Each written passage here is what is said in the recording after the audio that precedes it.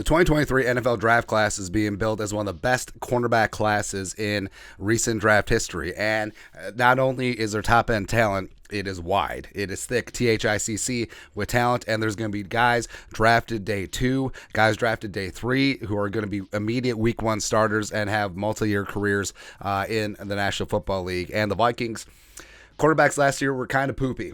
It was an issue, and even though the Vikings do have some good young depth at the position, they should be partaking in this class, and even though they're bereft of draft picks. But the Vikings currently, there is talk that Flores and the Vikings have interest in bringing back Patrick Peterson. It is reciprocated from what he said on the podcast. So, yes, that does make sense. And respect, P Squared had a nice season last year, a bit of a career renaissance, 5 interceptions, playing a lot of zone and Donatel scheme, but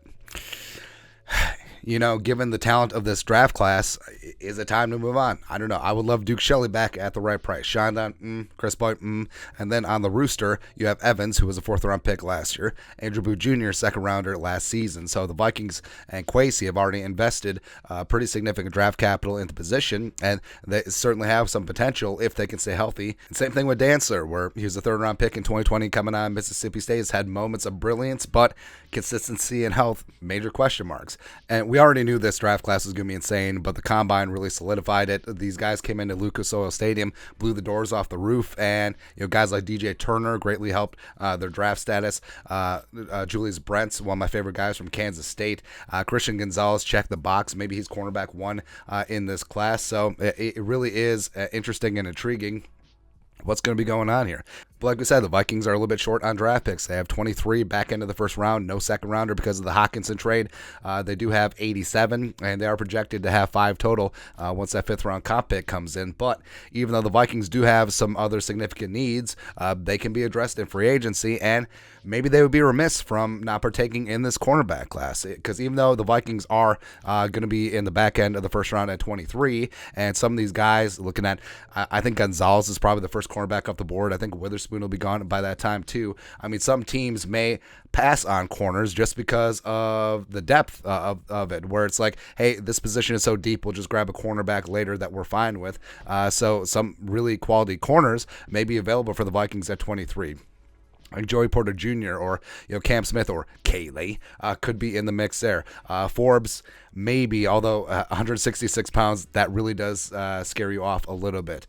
And other guys that I really like who could be in the mix, late day 2, early day 3. Tyreek Stevenson could work his way up to the top of day 2. Same thing with Julius Brents. But Travis Hodges-Tomlinson, LaDainian's nephew, Caillou Blue Kelly, Brian Kelly's kid, where there's a lot of great bloodlines. There's a lot of great players in this class at corner. And like we said, it's not just the top end guys where, I love Gonzalez. I love Witherspoon.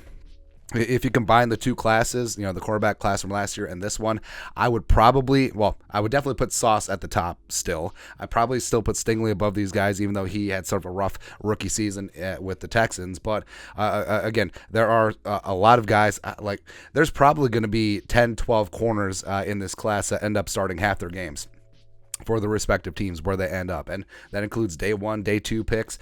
Probably some guys day 3 are going to be working their way up too. So, I mean, the Vikings, it is a position of need. And it is a passer and get the passer league, even though the Vikings have sunk significant capital and young capital and lengthy capital and guys who really sync up to what Brian Flores corners like to do.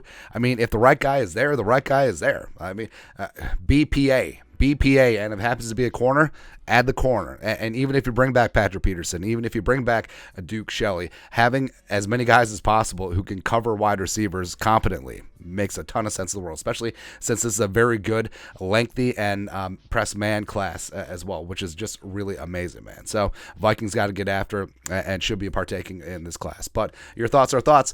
Vikings need to draft a corner in the 2023 NFL Draft. Let us know your thoughts and our thoughts in the comment section below. Subscribe for daily Vikings takes. We'll support the work. Put a little something in the Venmo. But till next time, Skull Production Value.